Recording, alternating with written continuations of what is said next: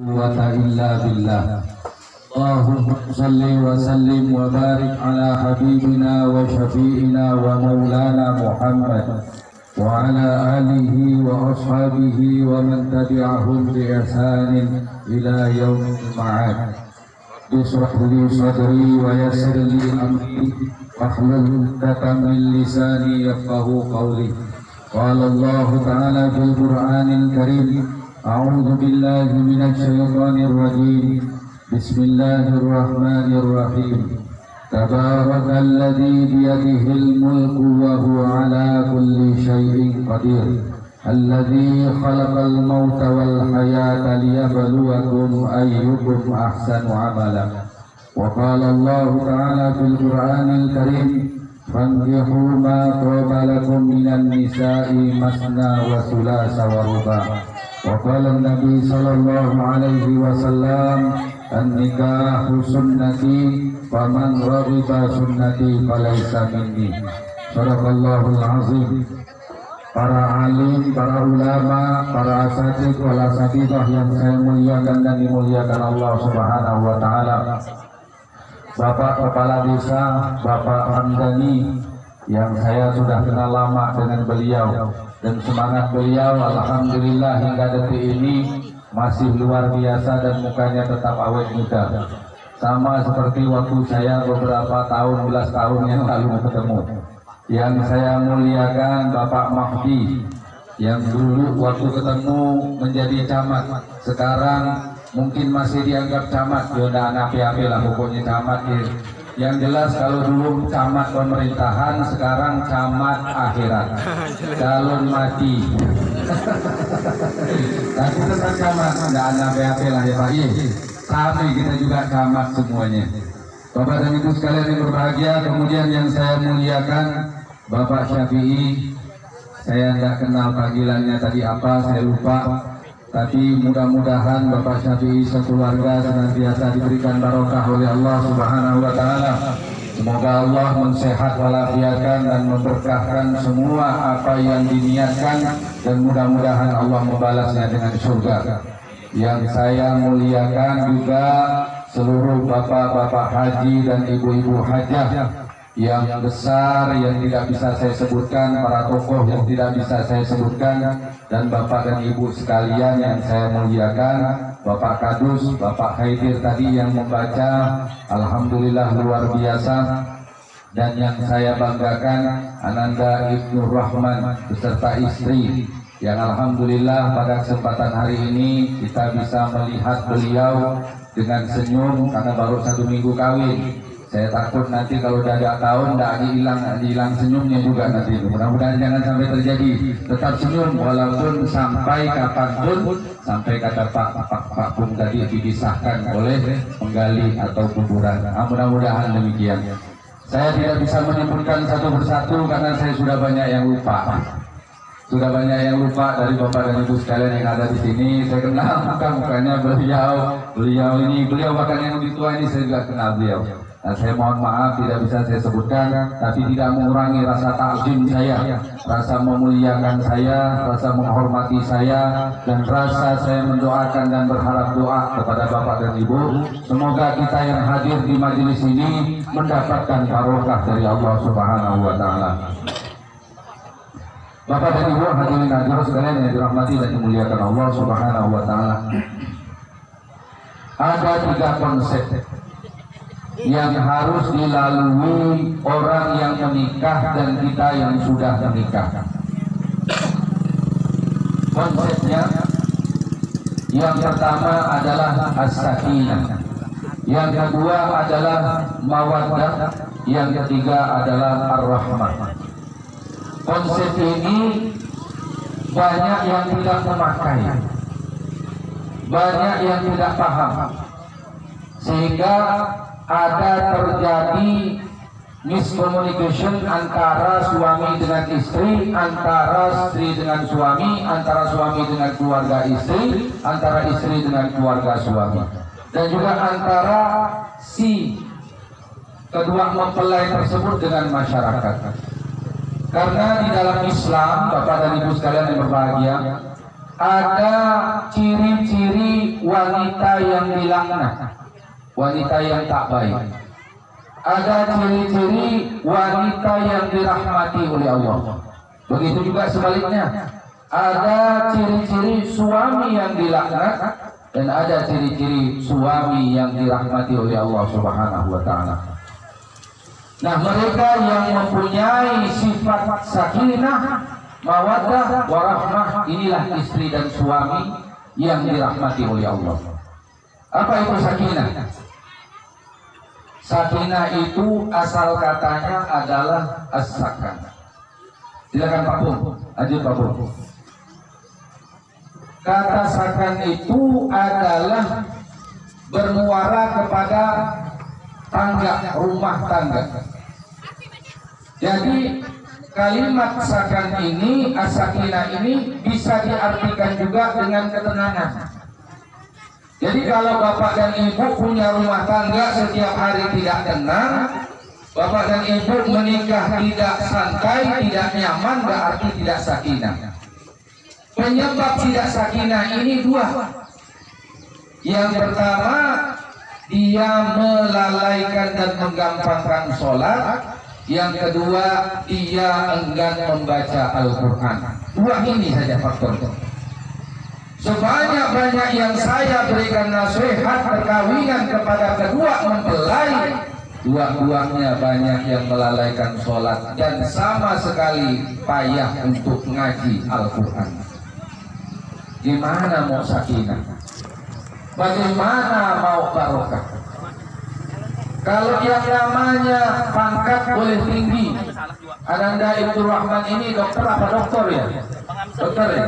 Dokter, berarti dokter kesehatan. Kalau dokter itu berarti S3. Bapak dan Ibu sudah paham. Nah, mudah-mudahan doakan saya tahun depan saya mau ngambil gelar itu. Nah, jadi Bapak dan Ibu sekalian yang berbahagia, kalau tingginya derajat tidak disertai dengan sholat dan ngaji, tinggi derajat ini membawa bala, membawa musibah, membawa bencana. Maka orang yang menikah kalau sudah dia tidak sholat atau menggampangkan sholat atau ada sholat yang ditinggalkannya dan dia tidak mau ngaji, maka pernikahannya pasti karena nafsu. Pasti karena nafsu. Cantik nih, wah biasa. Kok diajak tidur nih, sedang. Pasti pikirannya tidak ada lain, benda gaya itu saja yang dipikirkannya. Cantik dan hal-hal yang sifatnya nafsu saja. Suami ini, wah mantap nih, dokternya. Tak akan jadi miskin kok saya kawin dengan dokternya. Pasti hal begitu saja yang dipikirkannya. Makanya seorang ulama itu menegaskan, banyak di antara umat Nabi Muhammad yang ketika menikah tidak pernah bahagia, cekcok terus, konflik terus, masalah terus mendapatkan cobaan tanpa henti dan tanpa putus. Ketika ditanya, apa masalahmu? Padahal dia sudah punya pekerjaan, padahal dia sudah punya penghasilan, padahal dia sudah punya kecukupan harta, padahal nasabnya bagus, padahal perilakunya bagus. Tetapi ketika ditanya, apakah kau sholat? Iya, saya sholat. Tepat waktu sholatnya, baik sholatnya 5 waktu, baik sholatnya, tepat waktunya. Ketika ditanya, apakah kau membaca Al-Quran? Nah, ini masalah kami, Bapak dan Ibu. Kami jarang membaca Al-Quran. Maka ulama itu berpesan, coba kau baca Al-Quran. 40 hari kau coba tanpa henti. Setiap hari kau baca Al-Quran, ya setiap hari itu bukan artinya 24 jam itu harus baca terus. Setiap hari baca Al-Quran, walaupun 1 lembar, 2 lembar, 3 lembar, lebih baik 1 juz, lebih baik 2 juz, apalagi sampai 3 juz. Tapi yang paling normal 1 juz, kau baca selama 40 hari, rasakan keluargamu, hilang semua masalah problem rumah tangga. Kenapa? Karena rahmat Allah curahkan kepada rumah yang selalu membaca Al-Quran, selalu ada di dalamnya ayat-ayat Al-Quran. Maka Rasulullah mengatakan, la taj'alu buyutakum kubur. Jangan kau jadikan rumahmu seperti kubur. Rumah kita itu kuburan kalau tak dibacakan Al-Quran. Makanya ketika dalam keadaan mau menikah itu kadang-kadang saya tes, Pak, Ini sayangnya tidak dinasihatin sama saya beliau. Tapi mudah-mudahan beliau ini anak pondok pesantren yang luar biasa bacaan Al-Qurannya. Sama seperti Pak Haidin ini tadi. Saya tes, saya ambil Al-Quran, baca Al-Quran. Buka surah ini. Saya tanya surah Ali Imran. Ali Imran itu surah yang mana Pak? Waduh, ini dah tanda bahwasanya dia jarang baca. Saya tanya lagi surah Al-Anfal. Surah Al-Anfal juz berapa Pak? Ini dah tanda orang tidak tahu baca Al-Quran. Akhirnya saya buka nih surah Ali Imran, baca mulai dari sekian, ayat sekian sampai ayat sekian. Memang tak bisa membaca, memang tidak bisa ngaji. Lalu apa yang mau dipersembahkan? Padahal ketika menikah Bapak dan Ibu sekalian yang berbahagia, saya bilangkan kepada mereka, kau tidak malukah kepada Allah Subhanahu wa Ta'ala? Kau boleh, mohon maaf Pak, kau boleh berpelukan, kau boleh bergandengan tangan, kau boleh bercium, kau boleh tidur satu ranjang, kau boleh melakukan sesuatu yang dulunya tidak boleh karena Allah pada saat engkau menikah. Ya Ibnu Rahman, dengan nama Allah saya nikahkan engkau dengan seorang wanita yang bernama ini, yang wali bapak kandungnya telah berwakil wali kepada saya kalau penghulu yang menikahkannya. Dan engkau membayar mas kawin seberat 1 gram atau 2 gram atau 10 gram dengan tunai. Dengan nama Allah kau sah menikah, dengan nama Allah kau boleh mencium, dengan nama Allah kau boleh bersama, dengan nama Allah kau boleh bergandengan tangan dan tidur bersama. Tapi dalam keadaan menyebut halal telah menikah tersebut, kau sia-siakan yang namanya perintah Allah Subhanahu wa Ta'ala. Tidak tahu. Maka tadi di dalam ayat Al-Quran itu ada disebutkan, wa ma yaf'alu illa, tidaklah melakukan seseorang kecuali Allah ya'lamun, Allah mengetahui akan perilaku yang kau kerjakan. Kau baca ayat Allah, tidak kau amalkan, kau menikah tapi tidak kau kerjakan perintah Allah, Allah tahu dan Allah akan turunkan azab dan musibah, cobaan yang tiada henti dan tiada putus. Di ayat tadi juga menyinggung wa asa an tuhibbu syai'an fa huwa syarrul lakum wa asa an tuhibbu syai'an fa huwa khairul lakum fahuwa syarrul lakum wa asa an takrahu syai'an fahuwa khairul lakum. Boleh jadi kata Allah, apa yang kau sukai tapi itu jelek bagimu. Menikah itu tidak ada manusia yang tak suka.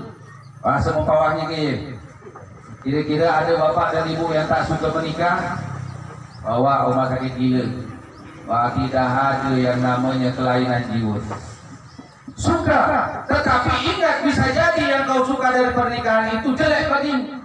Jeleknya kapan? Jeleknya bagaimana? Ketika kau menikah tidak kau berdasarkan kepada Al-Quran, tidak berdasarkan kepada syariat Islam. Kau hanya pakai nikah itu dengan cara Islam untuk menghalalkan kau berhubungan, tapi kau tidak melaksanakan semua perintah yang Allah berikan kepadamu melalui syariat Islam. Ini musibah, ini musibah. Maka kenapa orang-orang yang dalam keadaan menikah itu banyak yang pada saat menikah awal-awal bagus, 2 bulan 3 bulan cerai. Di Mempawah itu Pak, 1 tahun pernikahan, 1 tahun dalam keadaan cerai itu banyak. Pengadilan agama setiap tahun menceraikan pasangan 367 pasangan itu 3 tahun yang lalu. Sekarang ini makin meningkat. Itu berarti setiap hari ada 1 orang yang bercerai, setiap hari ada 1 orang yang berpisah. Padahal abghadul halal at-talaq, paling dimurkai oleh Allah, paling dibenci oleh Allah adalah perpisahan, adalah perceraian. Kalau kau sudah berniat berpisah, maka kau termasuk orang yang paling dimurkai oleh Allah Subhanahu wa Ta'ala. Nah, udahlah menikahnya tak pakai cara Islam, ataupun pakai cara Islam tapi tidak mau mengerjakan syariat Islam, ini naif luar biasa. Naif luar biasa. Perempuan saya tanya, sholat Pak, subuh tak ada. Laki-laki saya tanya, sholat Pak, subuh tak ada. Kenapa berat sholat subuh? Kenapa berat sholat subuh? Apa yang berat sholat subuh? Padahal Bapak dan Ibu kalau lihat rakaatnya, coba Bapak dan Ibu Kita lihat dari sisi bahasa. Usolli fardhu zuhri arba'a raka'atin fardan lillahi ta'ala mustaqbilal qiblati fardan adaan lillahi ta'ala. Arba'a raka'atin. Dalam bahasa Arab raka'atin ada alif sama ta itu namanya jamak muannas. Jamak muannas itu artinya kumpulan perempuan-perempuan. Kalau diartikan letter Indonesia. Artinya ini kumpulan perempuan-perempuan. Jadi sebenarnya karena tadi itu perempuan-perempuan, yang namanya laki-laki suka dengan perempuan. Yang halal, yang baik, yang bagus. Jadi Allah memasukkan jamak muannas tersebut dengan niat tersebut supaya sholat itu menjadi sholat yang kita senang. Ada perempuan cantik lewat, suka enggak? Ada manusia yang tidak suka dengan perempuan cantik? Enggak ada. Waduh, cantiknya mantap pun cantik. Luar biasa, istri saya cantik, suka. Allah memasukkan ibadah itu lebih suka daripada perempuan cantik, lebih suka daripada surga, lebih hebat daripada nikmat-nikmat yang luar biasa. Sholat kalau sudah tidak merasa nikmat, berarti ada masalah terhadap sholat. Kawin kalau sudah tidak nikmat, berarti ada masalah terhadap pernikahan. Kenapa? Karena sholat dan ngaji diabaikan. Ini Bapak dan Ibu sekalian yang berbahagia, yang susah di masyarakat kita.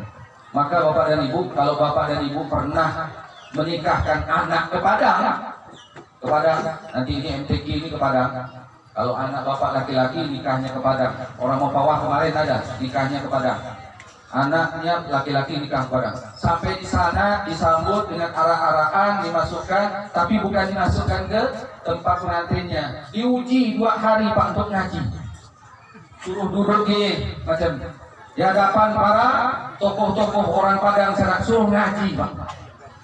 Istirahat lagi, sambung ngaji lagi, istirahat lagi, sambung ngaji lagi, sampai betul-betul tak bisa tidak paham ngaji, suruh sampai bisa ngaji, tak bisa ngaji dipecat jadi menantu.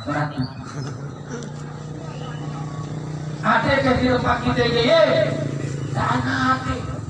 Coba Sungai Jagaan mengatakan ini. Datang pengantin laki-laki tes ngaji, datang calon pengantin perempuan tes ngaji. Supaya kenapa? Supaya umat Islam ini menjadi hebat, menjadi luar biasa. Sebab anak-anak kita sekarang ini Pak, mohon maaf, makin canggih, makin tinggi, makin pintar, malas nak beranak. Padahal Rasulullah mengatakan, banggakan umatku dengan banyaknya keturunan. Tanya Bang Abdurrahman, kira-kira mau punya anak berapa nanti? 20? 4. Kok bini sanggup? Maka ada di rumah sakit itu Pak, ini cerita 3 orang perempuan yang mau melahirkan ditunggu 3 suaminya. Datang suster, Bapak ini selamat Pak, anak Bapak kembar 3. Alhamdulillah. Suster itu bertanya, Bapak kerja di mana? Di perusahaan cap kaki 3. Datang lagi yang kedua, selamat Pak, anak Bapak kembar 8, kembar 7. Bapak kerja di mana? Bintang 7. Datang lagi yang ketiga, tak berani yang laki-laki itu, langsung pingsan Pak laki-laki ketiga itu. Habis pingsan lalu ditanya, ngapa Pak? Waduh, saya Densus 88, anak saya bisa jadi 88 lagi. Ini Bapak dan Ibu sekalian yang berbahagia. Kalau orang tua kita dulu punya anak luar biasa banyak.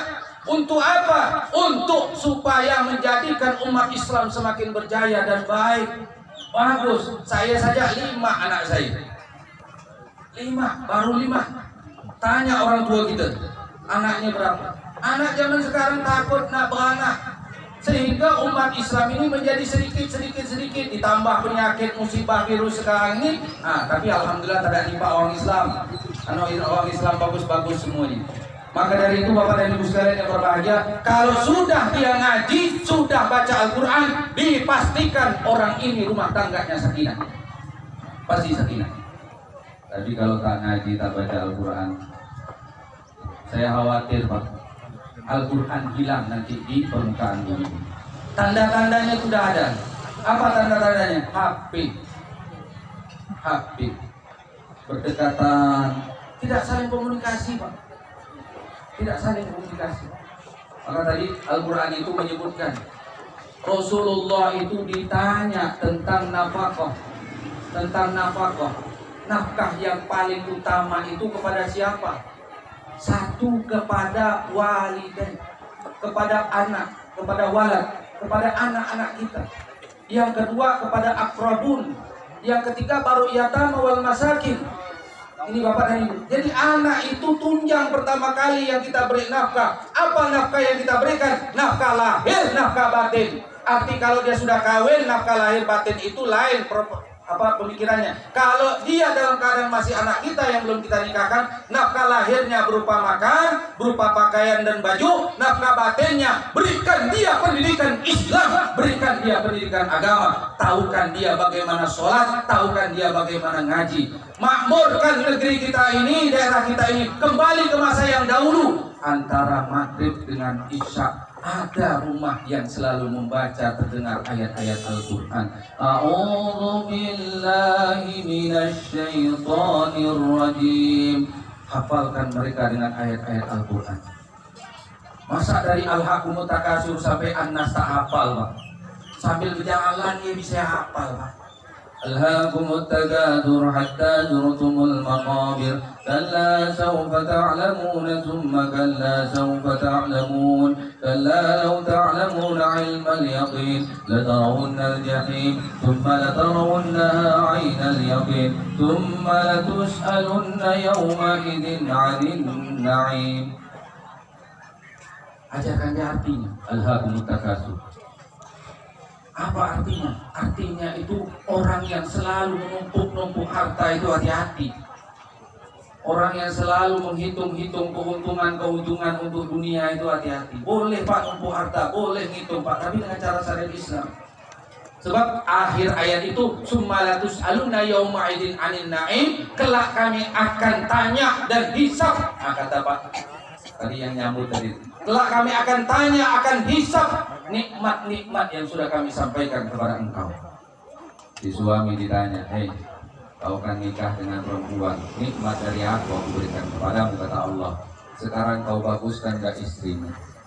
Saya baguskan ya Allah, saya betulkan ya Allah, saya baikkan dia ya Allah, saya bimbing dia ya Allah. Kata Allah, kadzabta, bohong engkau. Bohong engkau. Ini ada kalimat begitu nanti. Kita berkata sudah saya didik anak saya, sudah saya baguskan suami saya, sudah saya benarkan istri saya, sudah saya baikkan umat saya. Kadzabta, kau bohong. Apa bohongnya? Kau hanya menyebutkannya tapi tak mengerjakannya. Ini hati-hati. Makanya Allah mengatakan kabura maqtan indallahi ma taqulu ma taf'alun. Pembohong besar engkau. Kau pandai menyampaikan tapi tidak kau kerjakan. Maka kadzabta, bohong engkau. Kau didik dia tapi tidak kau berikan contoh. Kau ajarkan dia tapi tidak kau kerjakan apa yang kau kerjakan, apa yang kau sampaikan. Ini bahaya, Pak. Ini bahaya. Maka dari itu Bapak dan Ibu, untuk menghindari ini, untuk jangan sampai kita ditanya kelak atas nikmat Allah, berikan dia ajaran-ajaran yang bagus. Sebelum menikah suruh dia, Pak, mohon maaf ya Bang, ya, Abang kan mau menikah masuk keluarga kami. Pandai nak ngaji? Ngaji dulu. Ngaji, alhamdulillah. Anak saya yang laki-laki saya ajarkan, saya didik dia. Silakan tes. Ketika saya menikahkan dia dengan seorang perempuan, dengan seorang perempuan yang dia mau nikahkan, silakan menantu besan saya, silakan tes ini anak saya, silakan tes. Tidak dikhawatirkan lagi. Maka kita tidak akan mendapatkan pertanyaan kelak nanti di yaumil kiamah. Tapi kalau dia tidak sholat subuhnya tidak, zuhurnya tidak, asarnya tidak, maghribnya dia kerjakan, isanya dia kerjakan, ini orang akan mendapatkan laknat Allah. Man tarkus sholata muta'ammidan faqad kafara zahira. Siapa yang meninggalkan sholat secara sengaja, dia sholat tapi ditinggalkannya, dia sholat tapi sholat subuh tidak dikerjakannya, sengaja dia meninggalkannya, faqad kafara, sungguh dia telah kafir secara zahir, secara nyata. Di Bapak dan Ibu sekalian yang berbahagia, berat membina rumah tangga, berat membina anak dan istri. Belum lagi Bapak dan Ibu, saya sampaikan kepada calon mempelai ini, kira-kira bacaan berhubungan itu tahu ke tidak? Tidak tahu, Pak. Tidak tahu. Masya Allah. Bacaan berhubungan suami istri itu pun tak tahu. Saya tanya istri, tahu enggak? Tidak. Suami tahu enggak? Enggak kepingin belajar? Tidak. Saya cukup baca sholawat saja. Dan itu kan dari Rasulullah bacaannya. Belum lagi saya tanya istinja, pernahkah kemaluanmu kau doakan? Pernahkah tempat yang akan kau gunakan itu kau mohonkan bersih di sisi Allah Subhanahu wa taala sesuai ajaran syariat Islam? Tidak pernah didoakan. Bagaimana suamimu akan senang dengan engkau? Bagaimana istrimu akan senang dengan engkau? Kemaluanmu pun tidak pernah kau doakan. Kemaluanmu pun tidak pernah kau pinta. Padahal Rasulullah SAW mengatakan, "Wala yutihi du'a illa waqad adalahul istijabah." Kata Rasulullah, tidaklah seorang hamba itu berdoa kepada Allah apapun doanya, illa kecuali Allah menjanjikan kepadanya dikabulkan semua doa-doanya, diijabah semua doa-doanya. Pernahkah kita mendoakan mata kita? Pernahkah kita mendoakan jasmani rohani kita? Pernahkah kita mendoakan kemaluan kita? Tidak pernah. Tidak pernah. Makanya Bapak dan Ibu, Rasulullah mengatakan, "Istanzihu 'anil baul fa innahu 'amatun adabil qabri minhu." Hati-hati kamu terhadap kemaluanmu. Kemaluanmu, anil baul, buang air kecil yang itu ada pada kemaluan kita. Karena sebagian besar umatku diazab kubur oleh Allah karena kemaluan itu. Kemaluan yang tidak dijaga, kemaluan yang tidak baik. Ya Allah, betapa banyak orang mengumbar nafsu luar biasa, Bapak dan Ibu sekalian yang berbahagia. Maka dari itu, kalau tidak sholat, kalau tidak dalam keadaan membaca Al-Quran, tidak sakinah. Nah, kalau sudah tidak sakinah, mawadah jangan diharap. Mawadah jangan diharap. Apa itu mawadah? Cinta kasih. Cinta kasih. Maka sekampung ini kalau ingin bersatu, ciptakan sakinah dulu di kampung ini. Apa itu sakinah? Ketenangan. Ketenangan. Kalau tadi Pak Muhdi memasyarakat, itu salah satu strategi untuk menenangkan masyarakat supaya kenal, supaya baik. Karena kalau sudah kenal, dia mau melakukan sesuatu yang jahat, dia malu. Dia malu. Oh, ada Pak Muhdi, malu saya. Oh, ada Pak Syafi'i, malu saya. Rasulullah seperti itulah. Makanya kalau ada pemimpin, ini mohon maaf Bapak dan Ibu sekalian yang berbahagia, yang tidak memasyarakat, nah pemimpin ini azabnya besar lah. Besar. Bapak dan Ibu sudah dengar cerita Umar bin Khattab setiap malam berjalan, dengar. Jam 12 malam, jam 1 malam dia turun, dia datang ke rumah, dengar, oh udah tidur. Sana lagi dengar, oh udah tidur. Sana lagi, oh udah tidur. Tidak apa-apa, alhamdulillah. Didengar sampai di ujung sana ada anak yang menangis. Nabi, assalamualaikum. Kenapa nangis? Lapar. Ini pemimpin. Anak zaman sekarang ada seperti itu. Lagi kalau sudah jadi dokter, Pak. Saya ya dengan ini 3. Ada beberapa dokter yang sudah saya beri nasihat. Ya, sudah saya beri nasihat kepada mereka dan alhamdulillah, tak tahu saya dokter ini karena tidak saya paham Nur Rahman ini. Kalau yang 2 itu yang di sana itu ngajinya payah. Payah karena dia mungkin sibuk dengan kedokterannya kali. Sibuk dengan kedokteran. Tapi dia ngajinya payah, tapi anaknya baik luar biasa. Baik luar biasa anaknya dokter. Bapak mamanya baik, anaknya baik, luar biasa baiknya. Peramah, penyantun, yaitu dokter seperti itulah seharusnya. Kalau dokter penyakit apa Pak? Penyakit kencing manis, 2 hari Bapak ini tahu. Itu tacan. 2 hari Bapak ini mati. Dokter tacan. Karena ada di Jakarta itu yang begitu Pak. Ketika di Polres, Bapak dan Ibu, saya punya kawan. Saya punya kawan yang Pak sudah stadium 2, komplikasi seluruh badan, bocor ginjal. Bocor ginjalnya bocor Pak. Pergi berangkat ke Malaysia sana, ditolak Malaysia, sudah stadium 5, tidak bisa diobat lagi, paling untuk Bapak 1 minggu. Sampai sekarang masih berjalan Pak. Saya naik motor. Teman saya satu ustaz, sama-sama ustaz, sudah divonis akan mati. Ini ketika kulitnya ini ditekan ini, tidak mau balik Pak. Badan ini ditekan, tidak mau balik. Pokoknya udah stadium 5 ini sudah bocor yang namanya ginjalnya. Sampai sekarang masih motor. Tidak sakit, alhamdulillah. Apa yang dibacanya? Al-Quran saja. Yang dibacanya dia tawakal kepada Allah. Yang dibacanya adalah ayat-ayat Allah. Dia sholat, Allahu Akbar. Dia melakukan ketaatan ibadah kepada Allah. Boleh jadi manusia memvonis bahwasanya dia sudah pendek umur, tapi kata Allah panjang.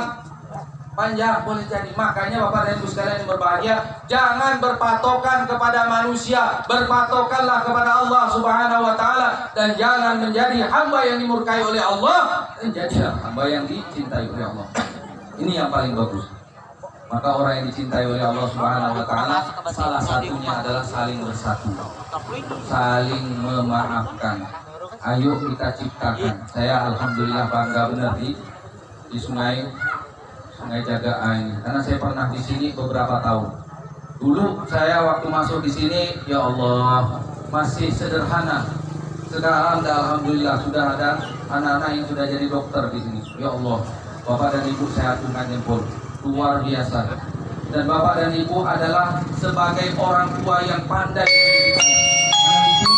Paging the owner of this Nokia cell phone, please read your new text message right now. Saya ingat waktu Pak Muhdi mengatakan ada di jembatan sana, kalau diketemui anak laki-laki perempuan pacaran dilempar ke parit. Beliau, saya ingat beliau dulu waktu itu pasti dilempar ke parit, panggil orang tua suruh kawin. Nah ini mantap. Ini berarti kampung ini tidak akan pernah jauh dari rahmat Allah, tidak akan pernah jauh dari hidayah Allah, selalu ditolong oleh Allah Subhanahu wa taala. Kampung kami sana Pak, dah mulai modern, dah mulai nafsi-nafsi. Nah orang kalau sudah nafsi-nafsi itu Pak, sudah jauh dari Rasulullah, jauh dari Allah. Tinggal kami saja yang ngerti ini, yang mau nyatu-nyatukannya. Kami datang, kami kunjung, kami ini. Tinggal itu. Kalau di sini persatuannya masih alhamdulillah. Maka saya bilang sama istri, paling nyaman kita kalau lebaran, kalau puasa itu berjalan ke daerah, kata sampah-sampah sana paling nyaman. Persatuannya masih mantap. Kalau batas ke Pontianak sana, aduh sudah luar biasa susahnya. Payah mau mencari orang yang saling bersilaturahim, payah mau mencari orang yang saling manis muka, payah mau mencari orang yang saling menghormati. Maka pertahankan ini, insya Allah Allah akan memberikan keberkahan. Kemudian Bapak dan Ibu sekalian yang berbahagia, wala yu'tihu asyukra illa waqad adalahu ziyadah. Ini sebagai kata kunci. Tidaklah seseorang diberikan oleh Allah hati yang selalu bersyukur, kondisi yang selalu bersyukur, kecuali dia diberikan oleh Allah tambahan berkah terus. Walaupun berkah itu lama prosesnya, tetapi berkah itu kelihatan nampak jadinya. Walaupun yang namanya pembangunan itu luar biasa, tetapi berkahnya kalau sudah dihilangkan tidak akan pernah mendapatkan kebaikan. Sungai Bundung itu luar biasa Pak, yang namanya uang manusia. Di teman saya itu sama Ustadz itu, dia punya tanahnya dibeli 40 miliar. 40 miliar tanahnya dibeli. Ada yang 3 miliar, ada yang 9 miliar, ada yang belasan miliar, ada yang 2 miliar, ada yang di bawah 1 miliar. Ada yang di bawah 500 juta tak mau nerima. Saya tidak mau pindah dari sini. Pokoknya kalau tidak sampai di atas 500, 1 miliar saya tidak mau. Bayangkan dia punya kekayaan. Tapi Bapak dan Ibu sekalian yang berbahagia, inilah barokah. Ada beberapa mereka yang salah guna sehingga barokah hilang. Sehingga sekarang Bapak dan Ibu susah lagi. Itu ada beberapa yang demikian. Ya Allah subhanallah, kasihan. Kenapa? Karena dia dapat uang, tidak bersyukur, dia gunakan yang tidak manfaat, dia gunakan untuk foya-foya, pura-pura, akhirnya sekarang susah lagi. Duitnya sudah tidak ada lagi. Na'udzubillah min dzalik. Maka dari itu Bapak dan Ibu, berkahkan nikah ini dengan keberkahan yang bagus. Makanya Rasul mengatakan, "Utlubur rizqa bin nikah." Carilah rezeki itu dengan nikah. Saya cerita, tapi ini tidak bisa dipakai Pak, ya cerita ini saja. Kalau bapak miskin, kalau suami istri menikah miskin, dia udah menikah miskin, itu Nabi nyuruh kawin lagi. Nabi nyuruh kawin lagi.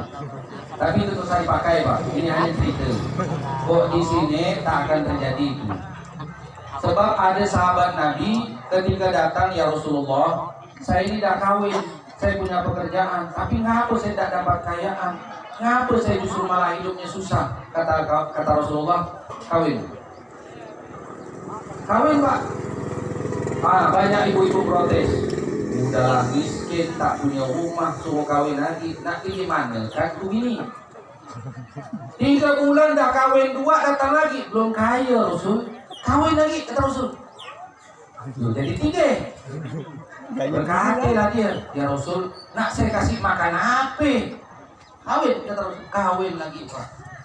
Begitu 3 bulan kawin datang lagi. Belum kaya-kaya Rasul. Kata Rasul, kawin lagi. Ya Rabbana, jadi 4. Udah 4 tadi itu, barulah Allah munculkan kekayaannya. Bapak kepingin coba? Jangan coba-coba. Sensari rumah tangga. Pasti sensari. Kalau tak ada piring terbang, belangak terbang, kuali terbang, kompor terbang, TV terbang, semuanya pada terbang. Kalau bapak kepingin kawin, saya sarankan bapak baca kitab Kifayatul Akhyar. Kalau kepingin kawin 2, baca kitab Kifayatul Akhyar. Di situ ada petunjuk.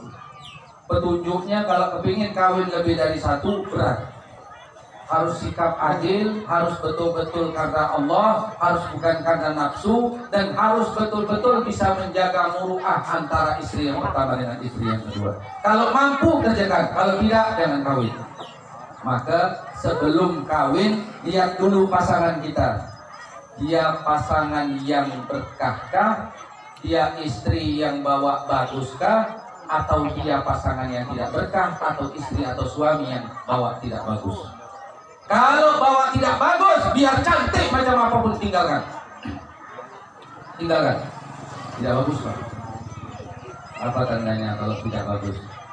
Dia tinggalkan sholat, kata Rasulullah. Dia tidak pernah baca Al-Quran. Nah, ini pesan kepada Ananda Ibnu Rahman. Ngaji tadi, nanti lah Bang. Ini. Besok ngaji tadi, nanti lah Bang. Besok ngaji tadi, nanti lah Bang. Besok ngaji tadi, nanti lah Bang. Cukup ke? Dah mulai tanya, benar. Kau bisa ngaji dek? Kalau tak bisa ngaji, kan udah terlanjur kawin, ajarkan. Ajarkan. Jangan hanya tahu, hitung obat saja apoteker. Apoteker kan? Obat ini sekian. Kemarin juga saya memberikan penyuluhan atau pembinaan kepada apoteker juga. Nama orang apoteker ini tak boleh senyum. Saya bilang Mbak ini kan apoteker, senyumlah jadi orang. Kalau senyum jadi orang itu bapak dan ibu, orang akan senang. Jangan bapak dan ibu orang minta obat, bapak ibu sekalian, Mbak ini mukanya masam, nulis obat, nanti salah resep orang mati. Karena yang ada itu muka tidak senyum. Maka kalau apoteker, dokter, bidan, mantri, suster segala macam itu harus senyum. Ustadz harus senyum, tokoh pemimpin harus senyum, ulama harus senyum, orang tua harus senyum. Karena senyum itu barokah, senyum itu pahala, senyum itu nikmat, senyum itu kebaikan. Kalau tidak senyum, maka kita termasuk orang yang tidak dalam mendapatkan kebaikan di sisi Allah Subhanahu wa taala.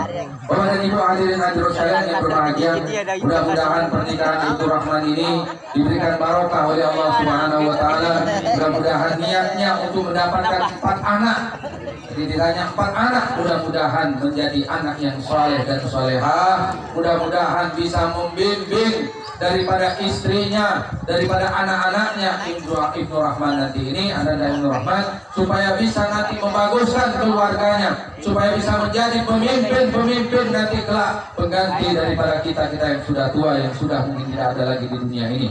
Bapak dan Ibu sekalian yang berbahagia, mudah-mudahan masyarakat kampung Sungai Jagaa ini diberikan barokah oleh Allah Subhanahu wa taala.